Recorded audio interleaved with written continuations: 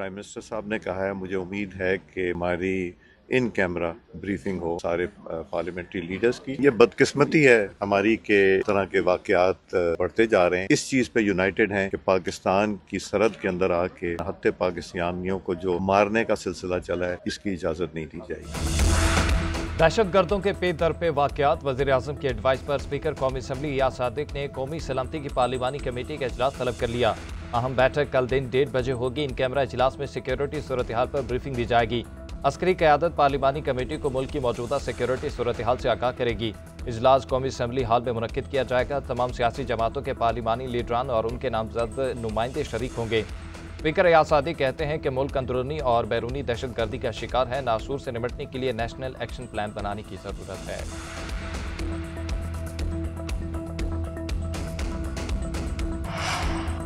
Khyber Pakhtunkhwa police की कलअदम TTP के खिलाफ बड़ी कार्रवाई। लकी मरवत, करक और मियांवाली के संगम में पहाड़ों पर कायम मुतादिद ठिकाने तबाह। पुलिस ऑपरेशन के दौरान दहशतगर्द फरार। तर्जुमान केपी पुलिस के मुताबिक दहशतगर्द कैंपों से करीबी इलाकों में हमले कर रहे थे। आजी खैबर पख्तूनख्वा कहते हैं कि दहशतगर्दों के आखिरी ठिकाने के खात्मे तक ऑपरेशन जारी रहेगा।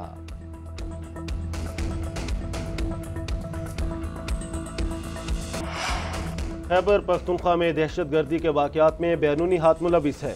वफाकी हुकूमत की नाअहली की वजह से आज ये हालात हैं। वज़ीर आला अली अमीन गंडापुर की प्रेस कॉन्फ्रेंस। बोले, अफगानिस्तान के साथ मुज़ाकरात के लिए जब तक TORs फाइनल नहीं होंगे वफ़द नहीं जा सकता। अफगान मुहाजिरीन को इस तरीके से पाकिस्तान से निकालने के हक में नहीं हूँ। जब हुकूमत संभाली तो खजाने में 15 दिन की तनख्वाह भी नहीं थी। हुकूमत ने NFC की रकम ना दी तो एहतजाज करेंगे। 1 साल के दौरान सूबाई हुकूमत ने कोई नया कर्जा नहीं लिया।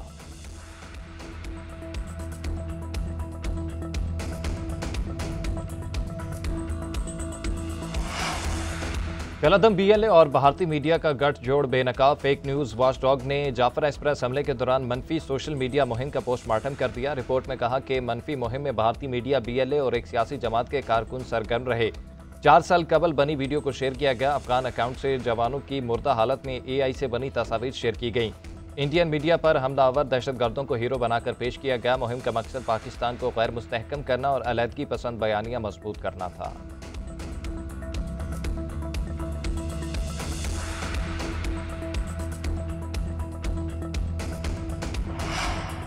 सोशल मीडिया पर रियासत मुखालिफ प्रोपेगेंडे का इल्जाम। PTI के 16 रहनुमाओं को दोबारा बुलावा।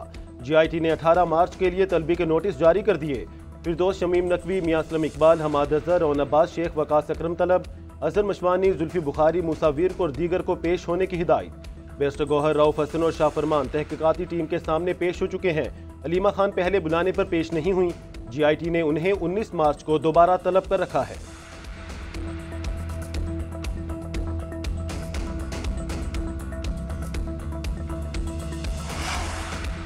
इंसानी स्मगलिंग का काला धंधा बंद होना चाहिए। मुलव्विस मुलजिम पाकिस्तान की बदनामी का बायस उनकी सरकोबी अव्वल तरजीह है।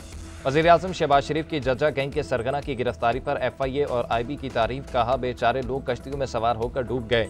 इंसानी स्मगलिंग और कश्ती हादसात में जगह जगह पाकिस्तान का नाम लिया गया। साथ ही कहा गया कि हम पाकिस्तान के वीज़े बंद कर देंगे। पाकिस्तान के वकार और नाम को बुलंद करने के लिए तमाम काविशें बरूए कार लाएं।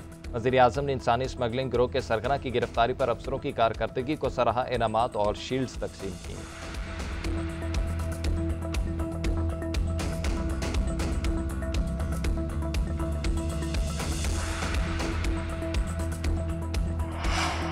तहरीरी मुआहदे के बावजूद चीनी महंगी क्यों हुई? वज़ीर आज़म शहबाज शरीफ शदीद बरहम। वज़ारत सनअत व पैदावार ने शुगर मिल्स मालकान और बड़े डीलर्स को आज इस्लामाबाद बुला लिया। शुगर मिल्स एसोसिएशन ने एक्सपोर्ट की इजाज़त पर कीमत में इजाफा ना करने का मुआहदा किया था। एक्सपोर्ट के बाद चीनी की कीमत 124 से 170 रुपये तक बढ़ गई। FIA ने माफिया के खिलाफ कार्रवाइयाँ शुरू कर दी। लाहौर, फैसलाबाद समेत दीगर शहरों में छापे। मुतादिद शुगर डीलर्स गिरफ्तार। रिकॉर्ड भी कब्जे में ले लिया गया।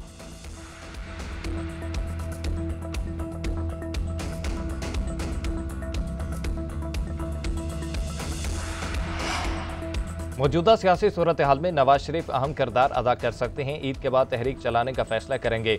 सरबराह JUI मौलाना फजलुर रहमान कहते हैं कि हुकूमत मुखालिफ तहरीक में PTI से इत्तेहाद का फैसला मुशावरती काउंसिल के इजलास में होगा। एक तरफा फैसले बंद न किए तो मुल्क की सियासत में शिद्दत आएगी। हुकूमत और पार्लियामान कठपुतली हैं। वज़ीर आज़म, सदर और वज़ीर दाखिला अहल नहीं हैं। मौजूदा हुक्मरान इलेक्शन जीत कर नहीं आए।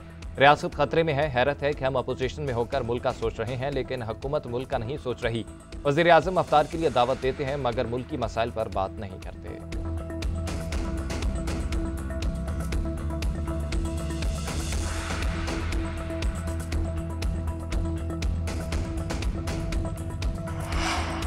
पाकिस्तान को सियासी ग्रैंड अलायंस की नहीं, मुआशी और इक्तिसादी ग्रैंड अलायंस की ज़रूरत है।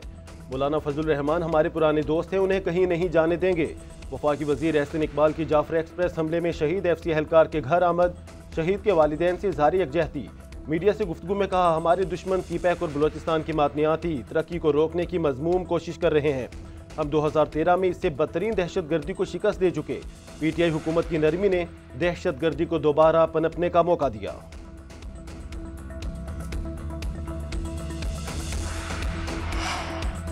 दरियाए सिंध से नहरें निकालने की भरपूर मुखालफत की जाएगी। पीपल्स पार्टी अपने मौके पर डट गई। वफाकी हुकूमत को अवामी ताकत से जवाब दिया जाएगा। दरिया पर नहर नामंजूर का नारा अपनाने का फैसला कर लिया। पहले मरहले में शहीद जुल्फकार अली भुट्टो की बरसी पर गड़ी खुदा बख्श में जलसा होगा। चेयरमैन बिलावल भुट्टो ने ज़्यादा से ज़्यादा अफराद को जलसे में लाने की हिदायत कर दी। सीनियर वजीर शजील मेमन कहते हैं, सिंध पर किसी किस्म की सौदेबाजी नहीं करेंगे। पानी सिंध की बका का मसला है, किसी भी कैनाल को बनने नहीं देंगे।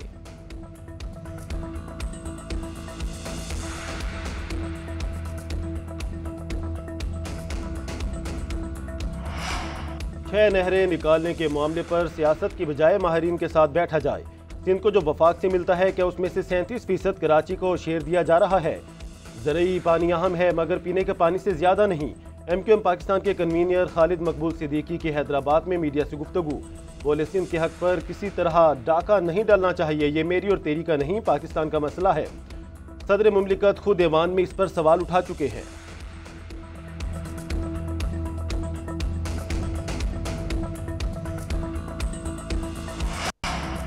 महफूज शहीद नहर की तामीर से सब्ज इनकलाब की नवीद। पंजाब असम्बली के अरकान ने नहर की तामीर ऐसा इकदाम करार दी। वासिफ मजहर का कहना है कि कुछ लोग नहर के बारे में गलत मालूमात फैला रहे हैं। ये नहर दरिया सतलुज से निकल रही है। इस नहर की तामीर से भारत की आबी जारहियत को रोकने में भी मदद मिलेगी।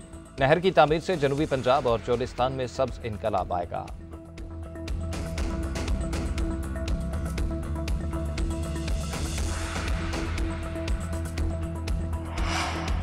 लाहौर की खूबसूरती बहाल करने का मिशन। तारीखी विरसे की बहाली के लिए अथॉरिटी फॉर हेरिटेज रिवाइवल कायम। जामे प्लान तलब। नवाज शरीफ स्टीयरिंग कमेटी के पैटर्न चीफ होंगे। तारीखी मकामात से तजावजात हटाने पर इतफाक। मुतासरीन को मुतबादिल जगह और मुआवजा अदा करने की हिदायत। सदर मुस्लिम लीग नून ने कहा, पुराना लाहौर बहुत खूबसूरत है, असल हालत में बहाल किया जाना जरूरी है।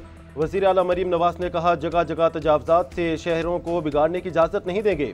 अवाम में शहरियत का शऊर बेदार करना नागुज़ीर है।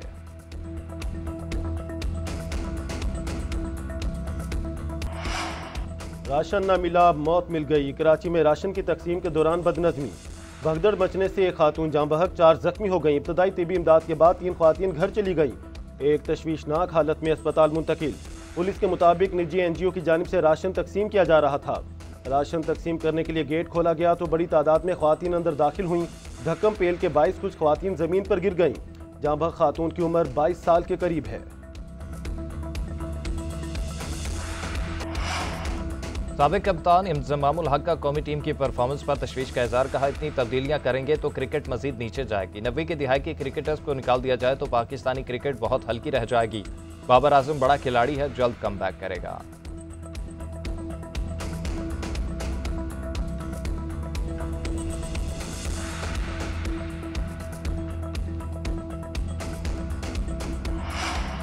PSL से अलहदगी पर PCB का एक्शन। जनूबी अफ्रीका के ऑलराउंडर कॉर्बिन बोश को कानूनी नोटिस भिजवा दिया। कॉर्बिन को पिशावर ज़ल्मी ने डायमंड कैटेगरी में मुंतखब किया था। IPL में मुंतखब होने के बाद PSL से दस्तबरदार हुए थे।